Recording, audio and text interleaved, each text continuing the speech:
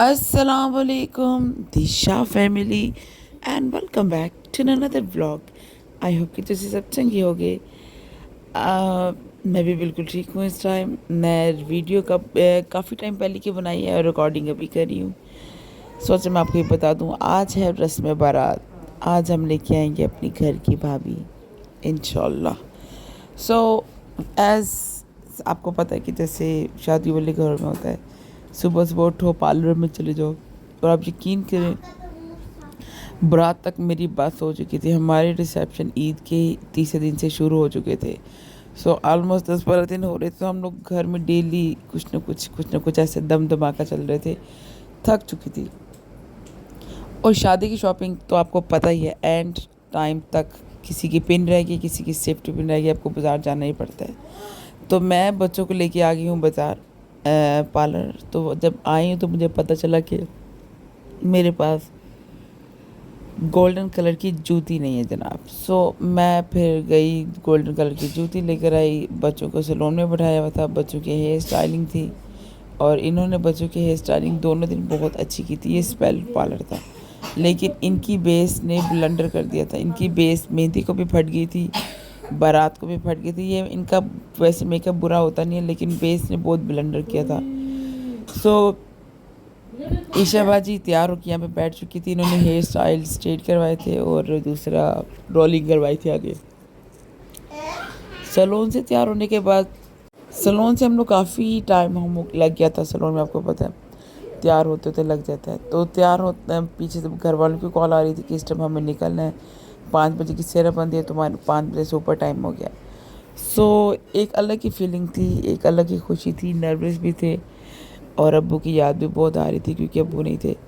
सो फिर भी खुशी का माहौल था, खुश रहने की पूरी कोशिश की, लेकिन बार बार मेरे आंसू निकल रहे थे। आई अंडरस्टैंड, क्योंकि आई होप कि इस चीज़ को रिलेट कर सकते हो। जब आपके घर में आपको कोई ख़ास बंदा नहीं होता तो आप उसको ज़्यादा मिस करते हो।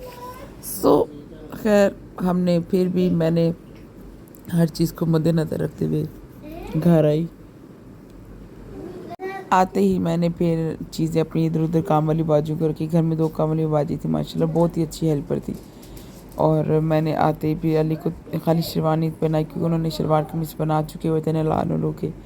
तो उसकी हर चीज़ इस्त्री करके सारा कुछ सेट करके रखे हुए थे। तो यहाँ पे जो भाई को कुल्ला है वो मेरी छोटी बहन ने बनाया था, भाई को शेरवानी मैंने बनाई थी। फिर मेरी छोटी बहन ने अली को क्या कहते हैं शेरवानी बनाई, तो बड़े भाई ने इसको कुल्ला बना दिया। इस तरह करते करते हम लोगों ने अपनी रस्में क्या कहते हैं इसको, सेहराबंदी को अदा किया। इससे पहले हम लोगों ने पढ़ी थी हदीसी किस्सा। ये हम लोगों में पता है, आप लोगों को पता होगा कि जो शिया हैं उस चीज़ से रिलेट कर सकेंगे। हमारी हर चीज़ उनके नाम से शुरू, उनके नाम पे ख़त्म होती है। सो हदीसी किताब पढ़ चुके थे मेरी बहन ने।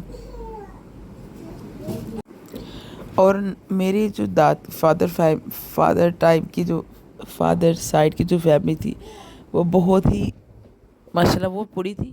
लेकिन क्या कहते हैं, जो मदर साइड की जो भी फैमिली थी वो पूरी नहीं थी, क्योंकि मैंने पहले भी एक वीडियो में बोला था कि मेरे खालों की डेथ हो गई थी, इसी वजह से वो नहीं आ चुके। सो खैर, अब बात को चेंज करते हैं। हम लोगों का टाइम काफ़ी ओवर हो चुका था।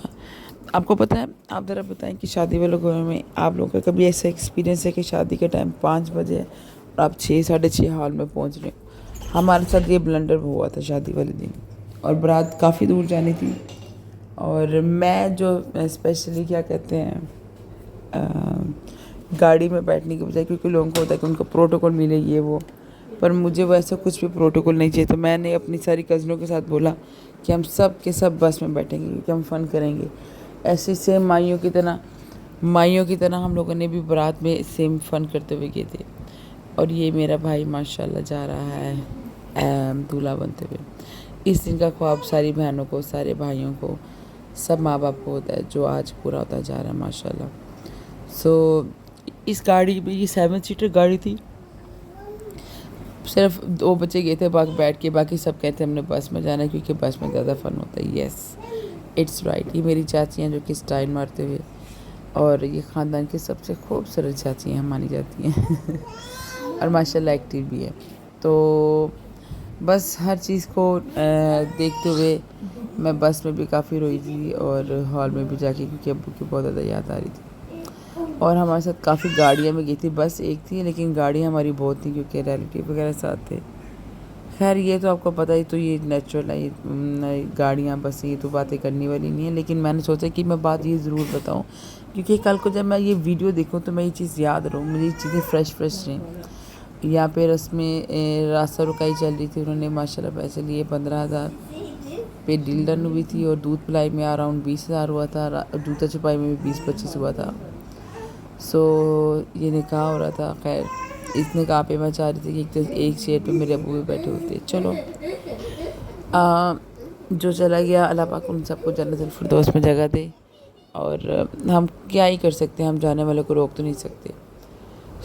यहाँ पे अली की एक बात बता दूँ, अली कपड़े पहन नहीं रहा था, उसको जब पता चला नहीं है पैसे देने की बारी है तो अली ने इतना वो फिर कुल्ला भी पहन लिया, वो भी इसने उतार चुका था ये सारा कुछ, और उसको लग रहा था कि इसकी भी शादी हो रही है। जब इसका मूड ख़राब होता है तो कहता था मुझे ये शादी नहीं करनी। इसने बहुत तमाशे किए और इसको अराउंड काफ़ी सलामी हो चुकी थी। इसने तकरीबन जैसे एग्जांपल 12,000 कुछ सलामी हो चुकी थी। और इसका जो था ना, जब तक हम लोग घर हैं ना, इसने आलमोस्ट 3-4-5 हज़ार है ना सलामी लोगों को बांट दी थी कि तुम ले लो, मतलब कि इसको ये पैसों की समझ नहीं आ रही थी। और आपने देखा ये ड्रिंक पी रहा था, कोक पी रहा था, क्योंकि इसको कोक बहुत पसंद है, तो ये इसने देखा कि चलो जी आज माँ बाप कोई रोक नहीं रहा, आज मैं कोक पीऊँगा। तो रास्ते रुकाई शुरू हो गई थी। इस टाइम पे हर लड़की को अपना टाइम याद आता है। तो मुझे बताइएगा कि आपकी रस्में रुखसती भी आपके पेरेंट्स आपके साथ थे कि नहीं साथ थे। अभी मैं काम वाली वगैरह बाजी जो हैं, सॉरी हेल्पर जो बस में बैठी हुई थी, मेरी गाड़ी पहले आ गई थी क्योंकि आते मैंने और अम्मी ने आती सफाई की, क्योंकि पूरा ख़ानदान आ रहा था, तो इस बस के हमने उनके बैठने का अरेंज कर दिया था। रस्में देखने के लिए ना।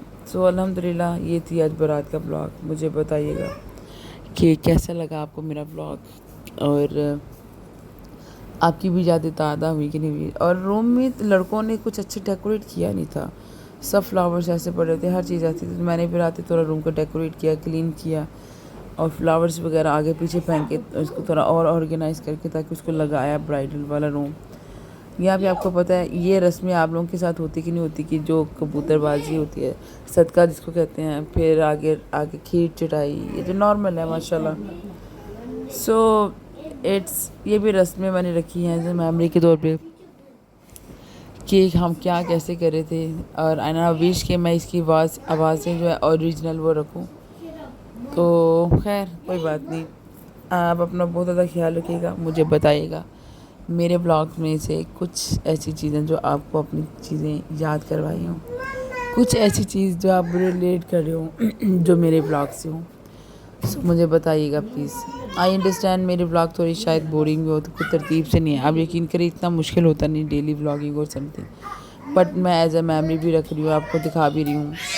मैं कोशिश करूँगी इन चीज़ों को ऑफिशियली बनाने की इंशाल्लाह। प्लीज़ मुझे कमेंट्स करके ज़रूर बताइएगा मुझे क्या करना चाहिए, मुझे टिप्स दें, ठीक है। Thank you so much. अपना बहुत ज़्यादा ख्याल रखिएगा, मुझे दुआ में याद रखिएगा, और दुआ कीजिएगा अल्लाह पाक हम सबको नजर बद से बचाए, हसरत से बचाए, और जलसी से बचाए। यहाँ पे रस्म नमाज हो रही है, तो खैर थैंक यू, अल्लाह हाफिज़।